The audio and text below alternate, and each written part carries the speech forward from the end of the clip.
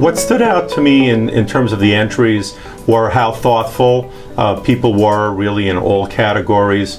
Their approach to trying to hit the qualifications, distinguish their projects, distinguish the people and the leadership positions that they were taking. I found that there were a number of corporate repositioning submissions that I thought were very interesting because I understood the legal complexities that were involved in some of those corporate restructurings as they looked in order to create value at the asset level and for shareholders and investors. What I liked about a lot of the submissions was their look at the context of the deals that were being done. Real estate is often looked at as a standalone financing problem. In fact, real estate sits in the context of its urban neighborhood for the most part. And anytime you change the operations or the design, the appearance of the building, or even who is coming in as tenants, that makes a difference in the neighborhood as well. And I saw a lot of attention being paid to context in the submissions, and I like that.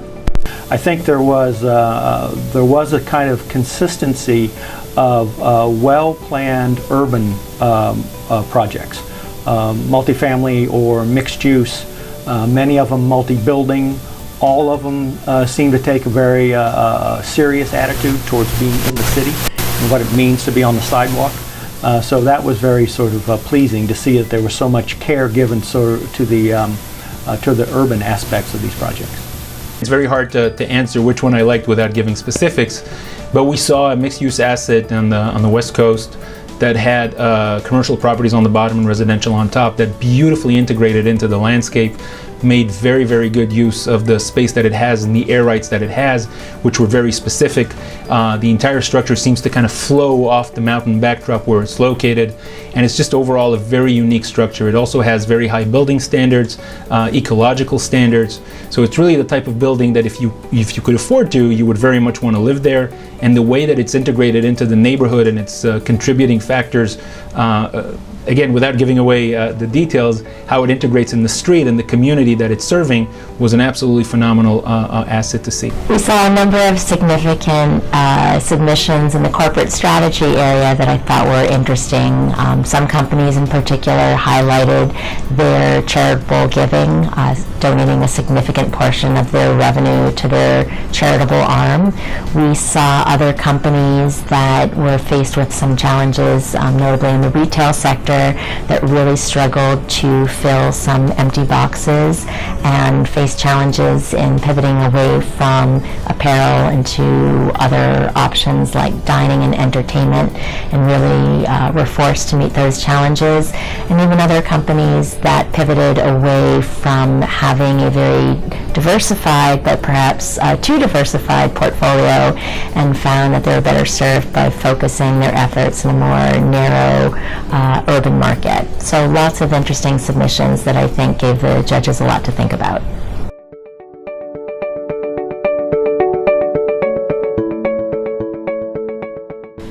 The trends that I saw play out in the submissions, and not surprisingly, the problems in retail.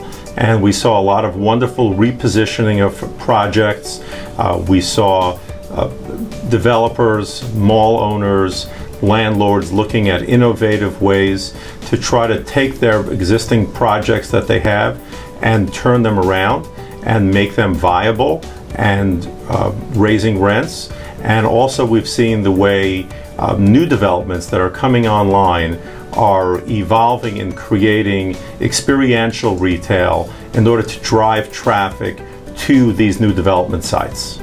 So the situation in the real estate industry now is one where there is a premium on problem solving. As we get closer to the end of both an economic and a real estate cycle, people need to consider how they're going to perform in a market that is not relentlessly trending upward. And I'm finding that firms that are learning to play defense, conserving capital, and trying to make sure that whatever risks they take are appropriately priced are the ones who are doing the best deals. in this year, rather than ones that are trying to maximize yield? Well, in recent years, in 2018, is certainly no exception. Is no exception. It's been the year of the amenities.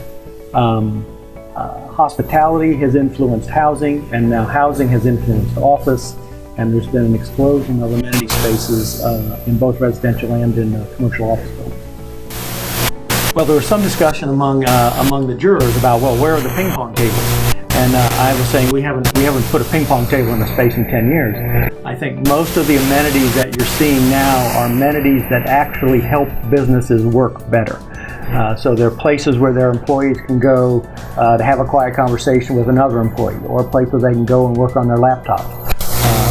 The workforce is so mobile that you can work all over an office, all over a building for that matter.